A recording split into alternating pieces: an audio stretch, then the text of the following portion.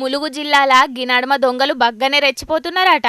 అర్ధమరాత్రి పూట ఆడున్న గుళ్లను టార్గెట్ చేసి చోరీలు ఎత్తున్నారట. గిట్లా ఆగు, గీ బద్మాష్గాడు చూసిండ్రా? ఎవ్వలకు అనుమానం రాకుండా మూతికి బట్ట కట్టుకొని గుళ్ళకెట్లా సొచ్చిండో. ప్రేమ్ నగర్లున్న సాయిబాబా గుళ్ళే అర్ధమరాత్రి పూట చోరికి పోయిండు గీ బద్మాష్గాడు. ముందుగాల గాడున్న బీరువాల తాళాలు దేవులాడితే దొరకలేదట. ఇక హుండిని వాళ్ళకు కొట్టి అందులున్న పైసలు మొత్తం మాయం చేసిండు. ఇక నోట్లన్నీ కట్టగట్టుకొని జేబులో పెట్టుకున్నాడో ఏందో, చిల్లర చిక్కలన్నీ గుళ్ళనే వారేసిపోయిండట. గిట్లా ఇక ఇదంతా ఆడున్న సీసీ కెమెరాల రికార్డ్ అయ్యే వరకు ముచ్చట బయటపడ్డది.